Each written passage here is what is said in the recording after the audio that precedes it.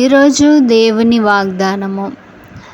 దేవుడు ఈ లోకంలోనికి వచ్చింది పాపులను రక్షించటానికి, రోగులను స్వస్థపరచడానికి. చాలామంది రోగాలతో బాధపడుతూ ఉంటారు. చాలామంది పాప రోగముతో బాధపడుతూ ఉంటారు. ఒక స్త్రీని యేసుప్రభు దగ్గరకు తీసుకుని వచ్చి, ఈమె వ్యభిచారము చేత పట్టబడింది, ఈమెను చంపాలని మోసే ధర్మశాస్త్రంలో వ్రాయబడి ఉంది, నీవు ఏం చెప్తావు అని ఆయనను ప్రశ్నలు అడిగిరి. అయితే ప్రభువు, మీలో పాపము లేనివాడు మొదట రాయి వేయుడని చెప్పెను.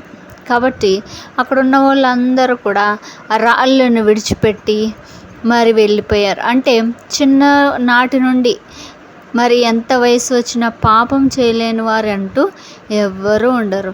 కొంతమంది వారే పరిశుద్ధులైనట్టు, మరి వారే నీతిమంతులైనట్టు, ఎవరైనా చిన్న తప్పు చేస్తే వారిని క్షమించి మంచి మార్గంలో పెట్టడం మానేసి వారిని అదేదో అంటురోగ వారిలాగా మరి వాళ్ళ చావుకే అర్హులు అన్నట్టు వారిని హింసించడం, వారి గురించి చెడ్డ మాటలు మాట్లాడడం చేస్తూ ఉంటారు.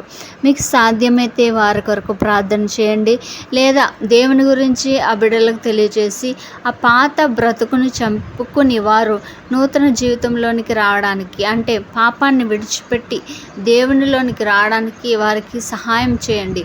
అంతేగాని ఇష్టం వచ్చినట్లు మరి ఏదో తప్పు చేశారని నలుగురు కూడా ఆ ప్రాంతంలో ఉన్న వారందరూ కూడా వారిని వేలు పెట్టి చూపి తిరస్కరిస్తూ ఉంటారు. వారికి వారే చచ్చిపోవాలనుకునే తలంపులు మరి జనాలు క్రియేట్ చేస్తూ ఉంటారు. కాబట్టి తప్పు చేసినప్పుడు ఆ వ్యక్తికి సరిదిద్దుకునే అవకాశం కూడా ఇవ్వాలి. ఇక మారకపోతే దేవుడు ఆ బిడ్డను చూసుకుంటాడు.